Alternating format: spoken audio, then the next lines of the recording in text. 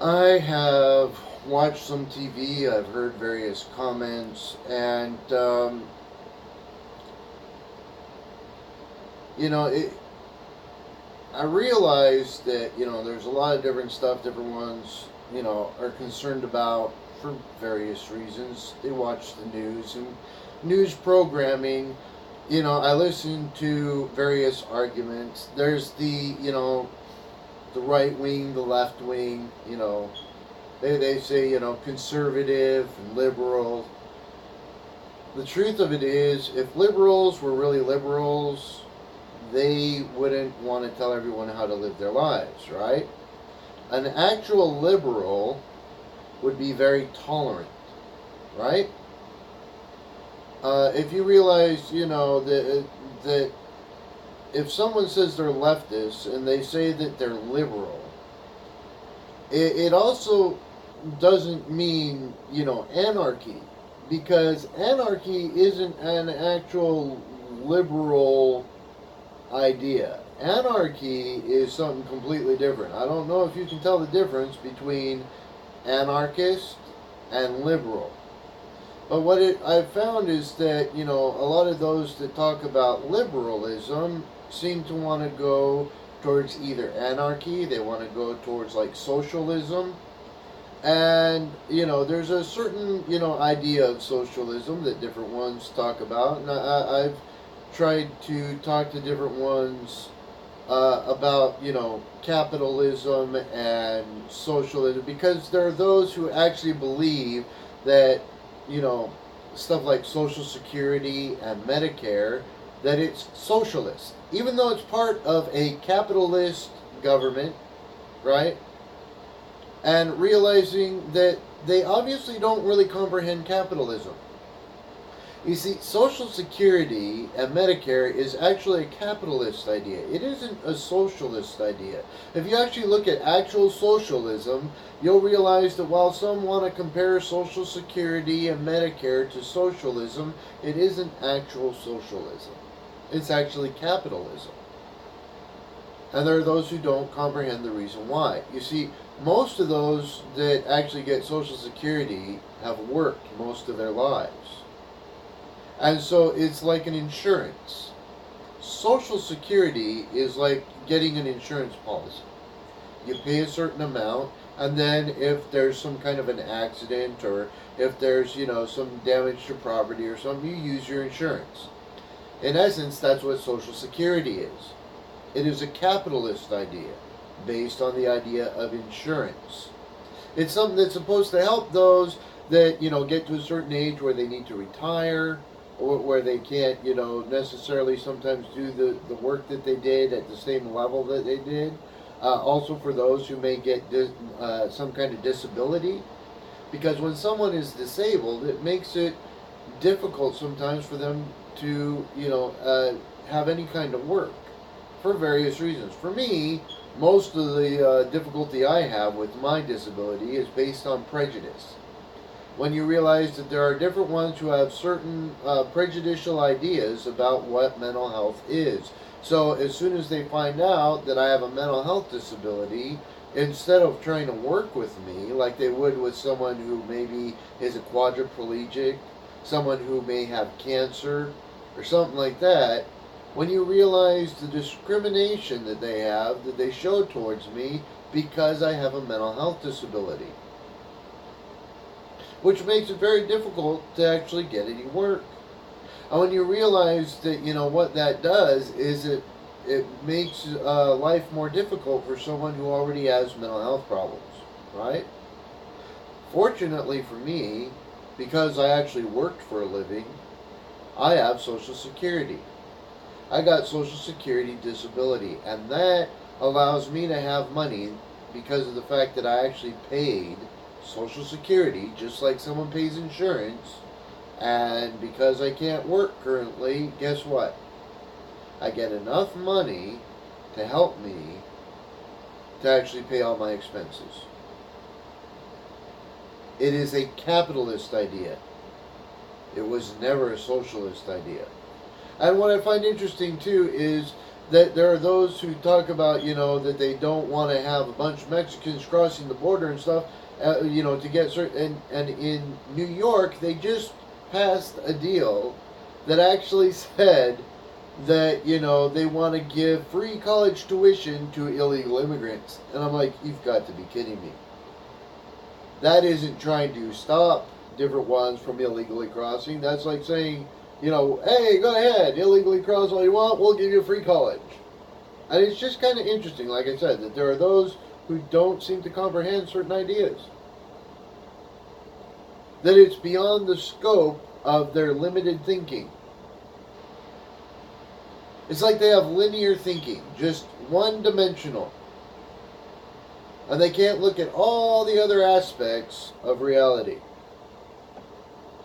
So I talked about looking at the big picture instead of just one portion of the picture where you might, I can tell what that is there, and what's the rest of the picture?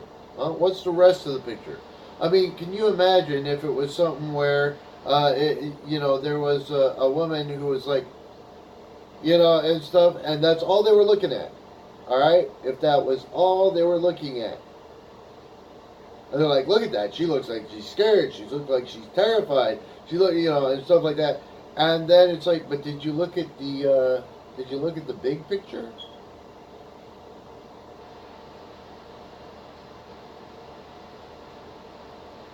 And what's interesting is, what if the big picture showed that she wasn't actually scared at all?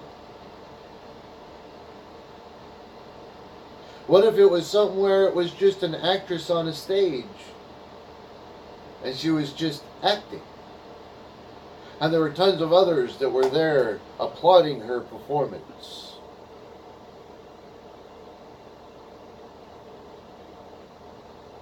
You were only looking at one portion of the picture. You had no idea what the actual scope of the picture was. She was just an actress pretending like she was hurt. Pretending like she was scared. And everyone's were applauding.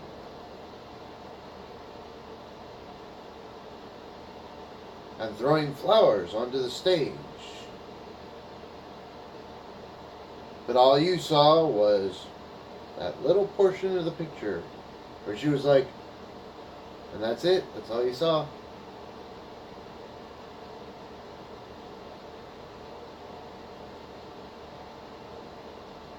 So that's why it's a good idea to look at, the big picture. And stop having linear thinking.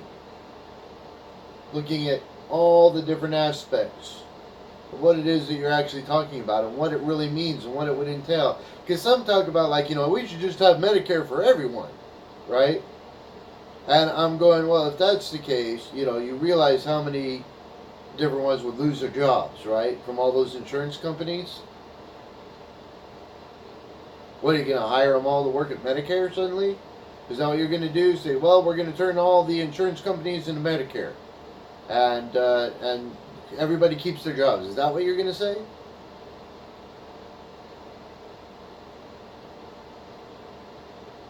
Because, it helps different ones with small business and stuff if there's Medicare for... It's just kind of interesting. Because have you ever talked to anyone who actually has Medicare? Have you?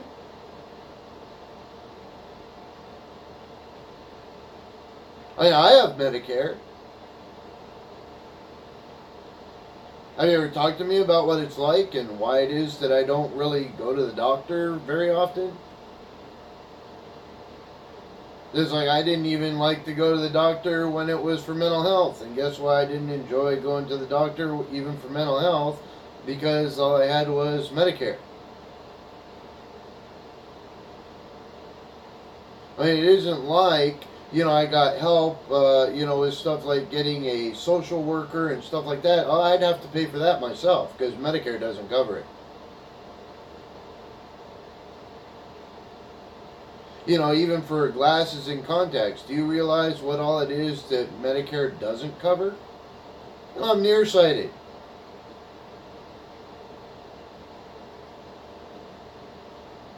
So it's kind of interesting, if you start thinking about it and realizing that it's like, are you planning on keeping Medicare basically the same as it is? Or are you going to do something to totally change Medicare? Because I don't know if you realize what it is that you'd actually get if you got Medicare the way it is now. If everyone went from their insurance programs to suddenly everyone having Medicare with the way Medicare is now, what do you think would happen?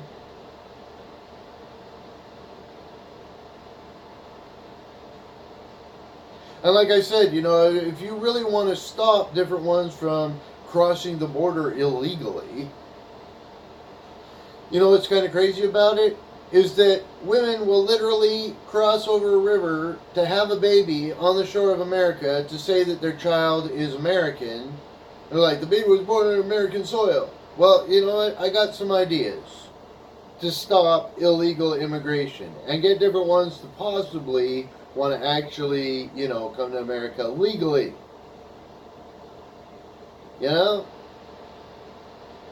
I think it's a good idea to have a wall because that slows down the process of different ones just trying to cross. Makes it easier to stop different ones, right? But beyond just a wall, I don't know if you realize there's stuff like telling them, look, if your kid's born on American soil and you're an illegal immigrant, your child does not get the rights of an American citizen. If you don't have a green card, at least, then your child has no American rights. If you have a green card, you're probably here for a reason.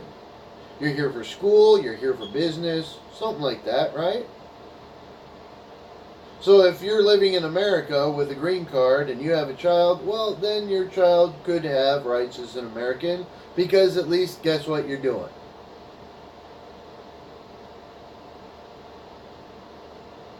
But if you don't have even a green card, if you're just trying to cross the border just so you can claim you have an American child, no, we won't allow that.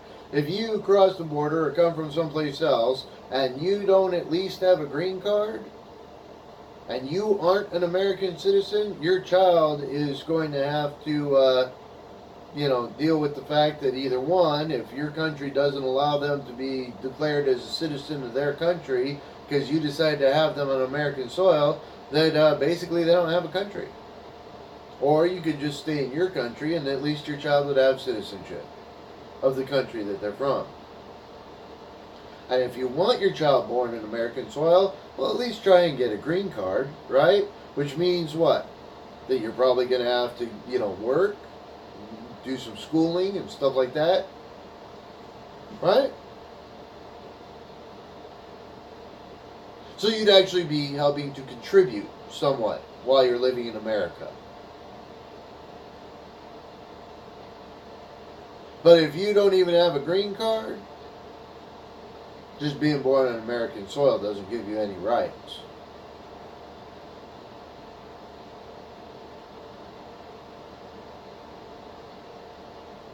As far as like sanctuary city kind of stuff, you got to realize, I thought about something kind of like, if they gather all the different illegals together and put them someplace, if they just put them in prison, guess what? American taxpayers have to pay for that. And I don't think that's fair to American taxpayers. Whether they're whites, blacks, Latinos, Asians, Americans shouldn't have to pay for anyone illegal. And that isn't just Mexicans. That's from anywhere. Because some forget that from Canada, there's different ones that cross illegally too. It's just they don't talk about it because nobody seems to notice if they're white. Because for some reason it's almost like accepted, like, oh, they're white, they must be American. It's kind of odd if you think about it.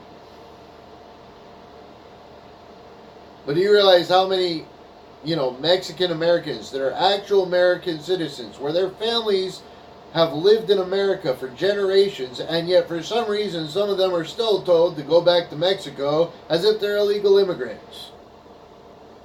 Why is that?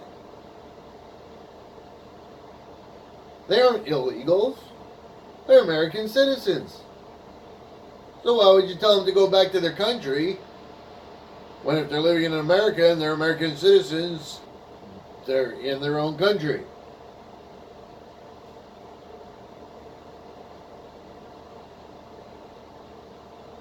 It's something where, different ones actually thought about it for a minute and realized some of the realities.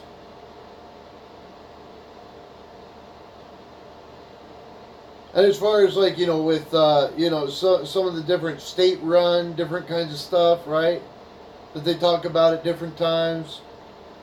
It's like, what if all the different state-run little deals with, whether it's food stamps or cash assistance or, child care, all that. What if they had, because a lot of them, they don't actually talk to each other from state to state, which is odd when you think about that there's the internet, right? And most of them have computers.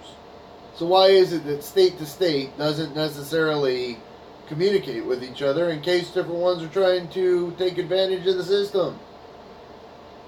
So that if they're reporting to more than one state and trying to get benefits from more than one state, they recognize it quickly. But do you realize how many places don't even communicate with each other? And something else that I think is interesting too is the fact that it's like, they talk about welfare moms that pop out babies and they live off the checks of, the fact that they got kids, right? Do you want to stop that from happening? Then guess what, would be some good ideas to stop different ones that try and cross, the border illegally to have a welfare baby, and from those that are, American citizens that for some reason would rather live off of taxpayer money than, even work to earn something like Social Security. See, at least I worked. I worked as an electrician for 6 years. I worked for Walmart for 3 years. I owned my own business for 8 years. I worked for temp companies on and off for a total of about 5 years. I don't know if you realize all the different kinds of work I've done. I worked at Sonic here in Eureka for, what was it, like 4 months, something like that, at Casey's. I worked there temporarily because they just wanted to hire me to help clean up the back stockroom area, and that was it. That's all they wanted to hire me to do. Once that was done, they were like, thanks, we don't need your help now. I was the only person working. When I got hired, you're like, we need help getting this all organized. Alright, is that what you want me to do? Yeah, if you can help organize it. Alright, so I organized it all, and then they're like, great, we don't need you now. And I'm like, well, that's great, because I was like, was about the only person actually working most of the time. Every once in a while, when a truck would show, to actually have the deliveries and stuff, that it was something where it's like, unloading the trucks. Cool. But then guess who it was who had to organize it all?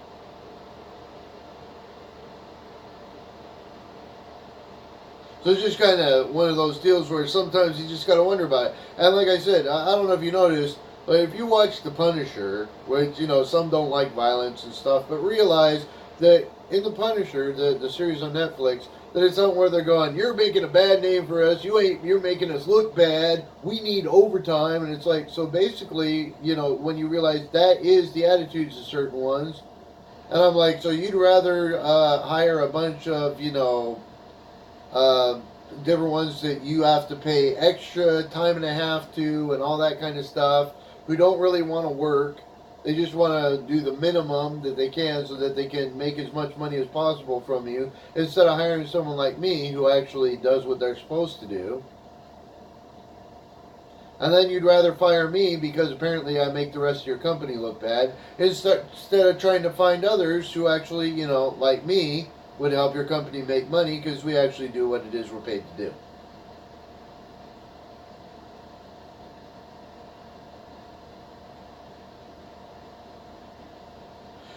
It's just kind of one of those deals, where if different ones actually start thinking about it for a bit. What is it that you really want? That's why sometimes I find it odd when different ones are like, what does he want? We don't know what he wants. What is it? Well, if you were asking me what I want, I've already mentioned what I want. I've talked about what I want. I talked about what I like and what I think is good ideas and bad ideas. Now, if you want to say that I'm trying to start a socialist government, because of the fact that I actually, have Social Security and Medicare, I would have to say that's probably because you're ignorant, arrogant, and stupid. And because you don't comprehend what capitalism is and you don't comprehend actual insurance.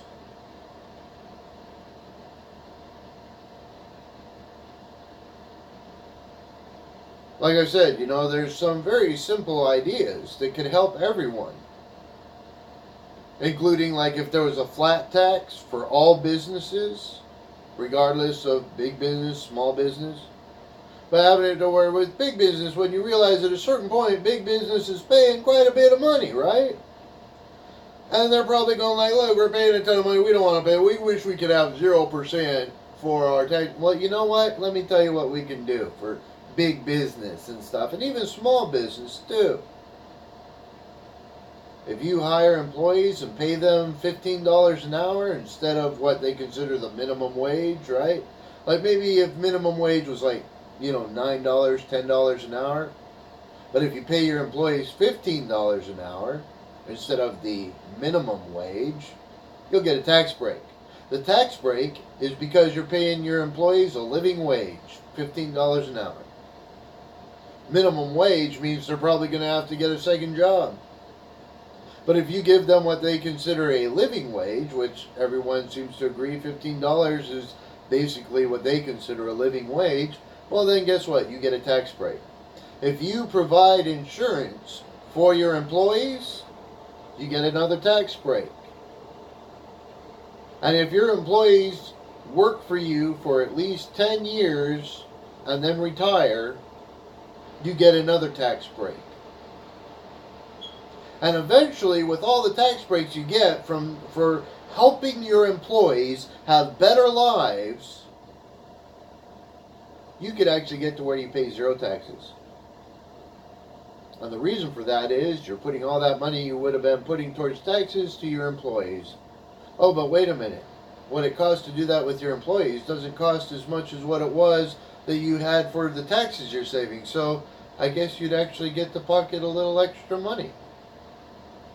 So your employees would have better lives, they'd have good insurance, they'd have a living wage and all that kind of stuff, and you'd get to pocket some extra money because you were helping your employees, which is the reason why you said you didn't want any taxes in the first place. But I don't know if you remember back when Bush was president and they did something similar, and they're like, if you lower our taxes, we'll pay our employees, except for you fired everybody. And when you fired everybody, guess what happened? Start causing certain kinds of problems, right? So you already proved that it isn't lowering of taxes that's going to guarantee that you're going to help your employees. However, if we say, look, if you help your employees, we'll lower your taxes based on the fact that you're actually helping your employees, well, what might happen then? See, it's called an incentive. The incentive is the better you treat your employees, the lower your taxes.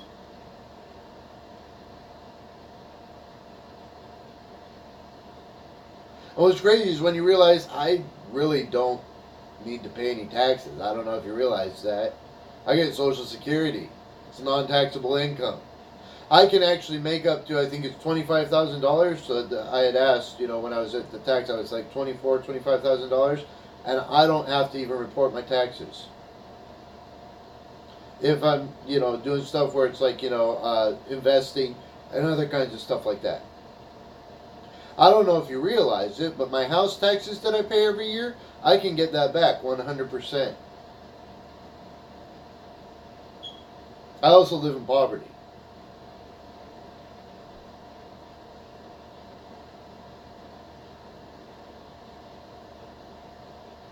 It's kind of interesting, don't you think? How much do you pay in taxes?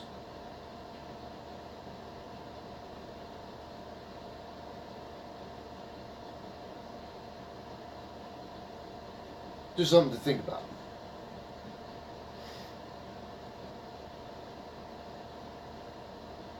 It's just something where, like I said, there's tons of ideas that I got to help different ones, including helping those that have Social Security and Medicare and those that have, welfare and stuff, to have opportunities to go to work, to go to school, that colleges could actually offer scholarships to those who want to go to specific classes that are in fields that are needed in the area that those colleges are at. Where they're like, come to our college, this is what we need in our city, in our state. If you come to where we're at, we will pay your tuition because these are the jobs we need where we're at, and we don't have enough different ones going to these classes. It's a limited time offer, but if you qualify and you apply, we will pay your tuition, we will pay for your books, we'll pay for your place for you to stay, and we'll give you a little bit of spending money. And if every state did that, where there was colleges in every state that did that periodically, I wonder how many different ones who couldn't afford college might go to college. And for those that can afford college, well, they probably don't need a program like that, do they? But it would also lower the amount of student debt out there, wouldn't it? And it would also help with creating jobs. Because if it's something that's needed in that area, and they're like, look, once you go to school, we're going to help you get an actual, interview. We're going to make sure that there's places that say they need your help. That's why we're doing this program. So we're going to make sure you get the interviews that are necessary to help you get a job. We aren't just going to have you go to class and have it be thrown away. It's something where we're asking you to go to these specific classes because it's what we need where we're at.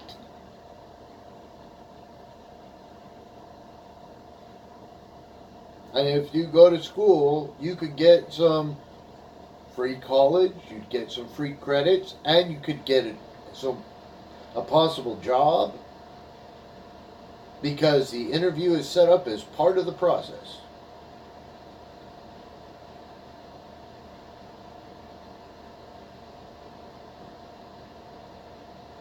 So then different ones that can't afford their student loans wouldn't have to worry about it, right? Because if they were already living in poverty or if they were having difficulty with it, and they're like, look, I'm willing to move someplace where they'll pay for my schooling and college and all that because I want to work, why would you want to deny them that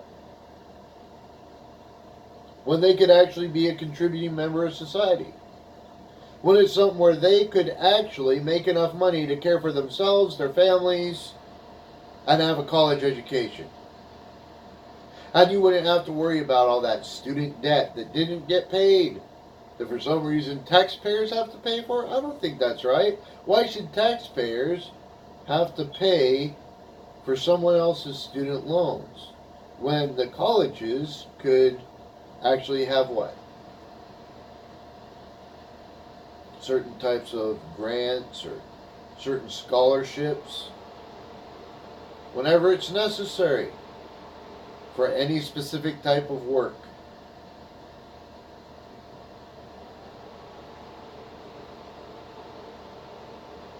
See, there's tons of different stuff that's actually helpful that can create jobs. Tons of different stuff that can help different ones get out of poverty. Tons of stuff that can actually make sure that the government's getting enough money from taxes without having to raise taxes, because you realize those taxes, they also come from those that are working. So the more, Americans that are actually at work, guess how much money actually goes to the government. Whether it's state government in some states, because some states don't have state taxes. But some states have state taxes, and so those states would get more money because there'd be more employees. And the federal government would get more money because there'd be more employees.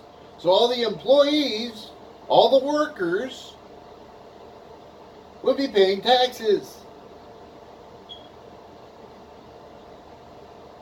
That's why it's funny when different ones sometimes act like, oh my god, oh wow, where did you come up with? You think that it's common sense. That's what some different ones talk about. It's like, it's just common sense. It's common sense ideas. And I'm going, yeah, you would think that, But the word common means that, like, it's something that everyone would think, right? So if it's common sense, why is it that nobody else seems to be thinking about it? Is it brilliance? Is it genius? Or is it just that no one uses common sense anymore? Is it that Americans have become so uneducated that they lack common sense? And that's part of what it is. It scares me a little bit. It isn't like, I'm scared of, oh my God, paranoia. It's just something where it's like, do you realize what has happened to Americans in education? To where apparently no one has any common sense. And I just gotta wonder about that a little bit.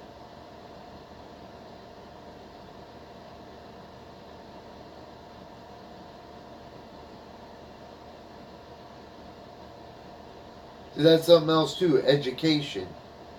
What has happened to the education of American youths? Don't you think that most youths want to actually learn? And what's the best way for them to learn? I mean, yeah, they can go to school and they can go to library. I saw something on TV where it's like, almost like they're educating themselves. And you have to realize there's a certain amount of stuff where, yeah, kids can go to the library, they can learn and stuff like that, but they still need someone to help direct them and teach them some of the stuff, because it's better to have someone that can work with a child and talk to them and help explain stuff than to have them just try and learn completely on their own, or just to go and learn completely on their own. Now, what you have to realize is most of my education was self-taught. I learned a bunch of stuff. My mom taught me some stuff. I learned how to cook, and I learned how to budget, and I learned how to read and how to spell, mostly from my mom. And then I went to school, because I learned all that stuff before I even was in kindergarten. When I was 6 years old, I went to school, and I went to school to ninth grade, and then I finished my high school education through correspondence. I got my high school diploma.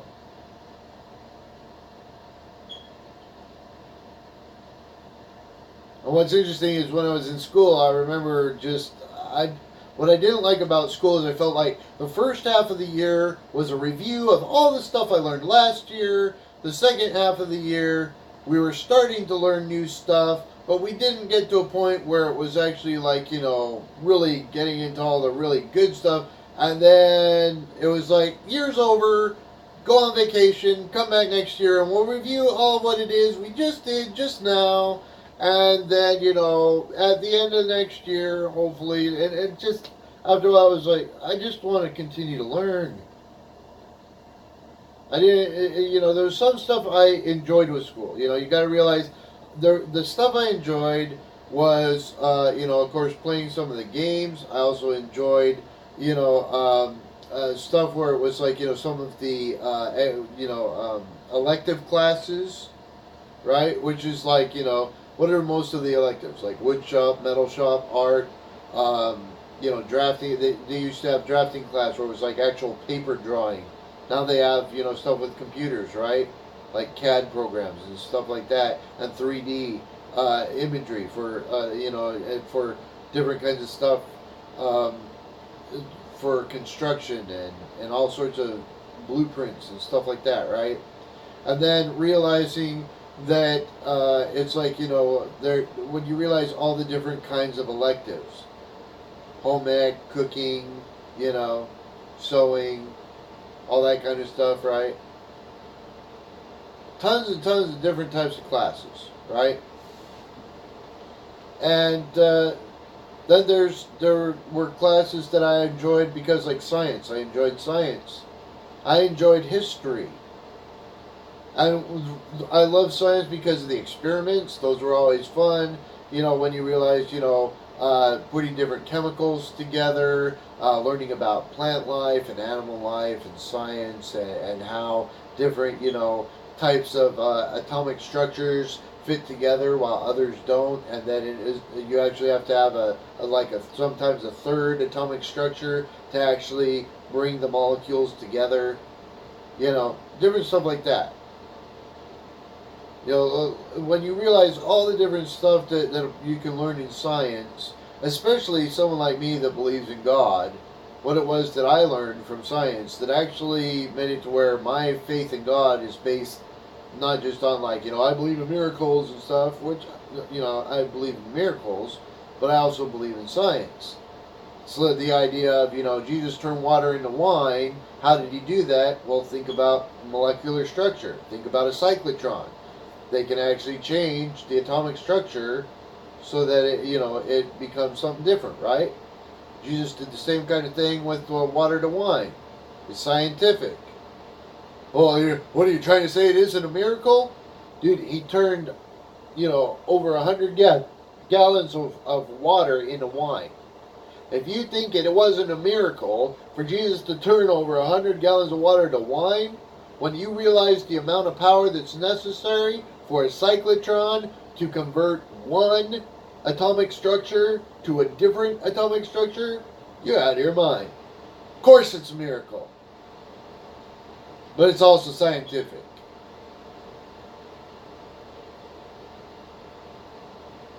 It's something that science has proven could happen. Whether they want to admit it or they don't.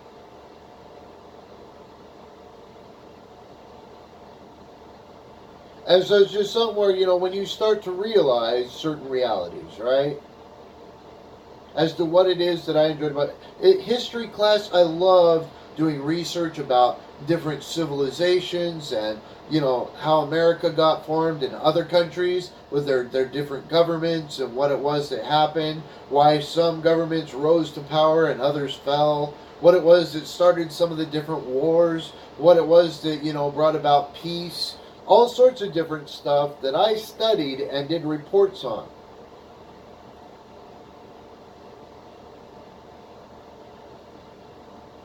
So it's just kind of interesting when you think about it. Of course, I also liked sports. I enjoyed PE. It was something where it's I don't know if you realize, all the different sports I played at school, and then I'd, go and play with friends, right? Where it's I wasn't on the school team. It wasn't I was playing for the school, but while I was in PE, played baseball, soccer, basketball, football, shot put, the javelin, what is it called? There's hockey and even dodgeball. It's just somewhere if you think about all the different sports. And then outside of school, there was tennis and badminton, right? And at school, there was also track, right, and hurdles and all that kind of stuff. So it's just kind of interesting if you realize all the different kinds of stuff. And then, like I said, outside of school, with volleyball and badminton and tennis, which I think we also played volleyball in school. Yeah, we did. Yeah, it was usually in the gym. And so it was just something where it was just kind of interesting if you realize all the different sports I played, even though I didn't, play for a school. It was just something where it's I was actually very active when I was younger. I went skiing and snowboarding, went hiking. It's crazy if you realize all the different stuff I've actually done. I actually used to own a few different bikes, BMX, mountain bikes, street bikes. So it's just kind of interesting, And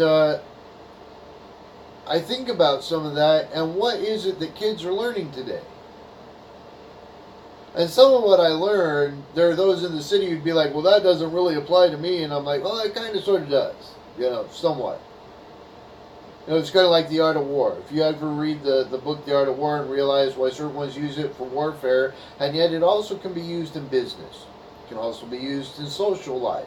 It can be used in family life. And it's just kind of interesting if you realize that while some of the book pertains mostly to just war, that some of it has other aspects that can be used, in other areas of life.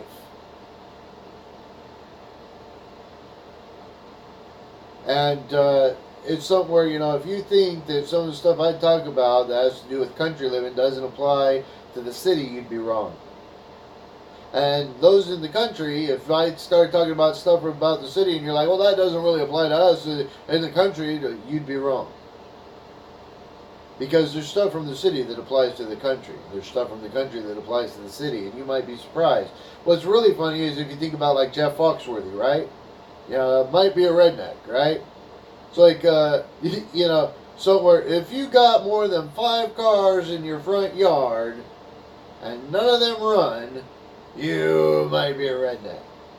Well, if what's funny is, it's like if you got more than 5 cars sitting in the front of your lawn, none of them are running, and you're living in the city, then what? You might live in the ghetto. If you use duct tape when you break your window, you might be a redneck. If you live in the city, you might live in the ghetto.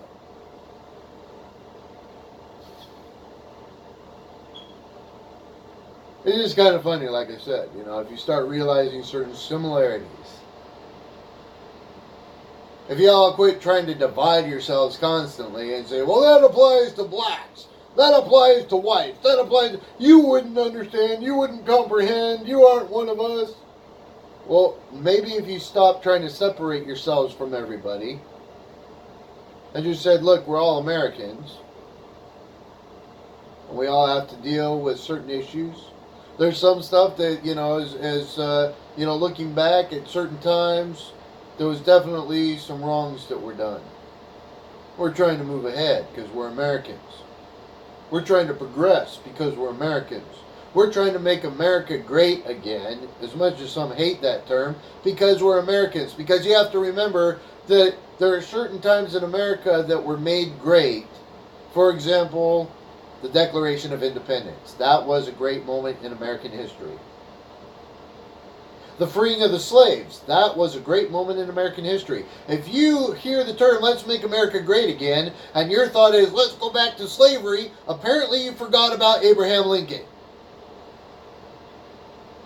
Apparently, if you think that let's make America great again means going back to slavery, I don't think that you remember Martin Luther King. Because if you did, you'd realize that was also another great time in American history. That was one of the great moments of American history, the Civil Rights Movement.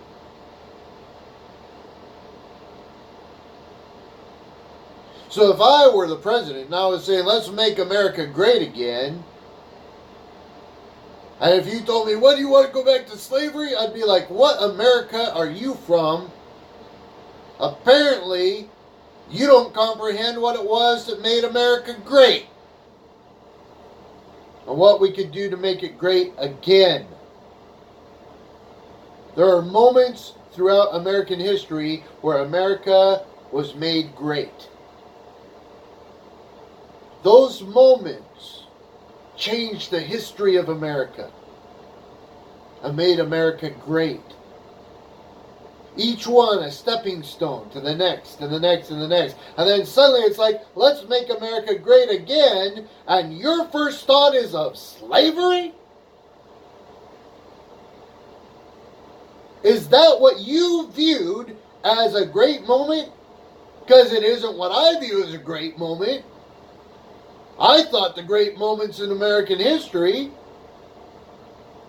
was when America was first founded with the idea of freedom from tyranny and oppression. I thought a great moment in American history was when America freed the slaves. And I thought that a great moment in American history was the Civil Rights Movement. Was I wrong?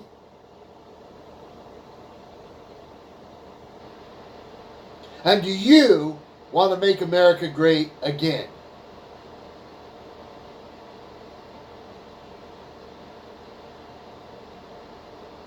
Just something to think about.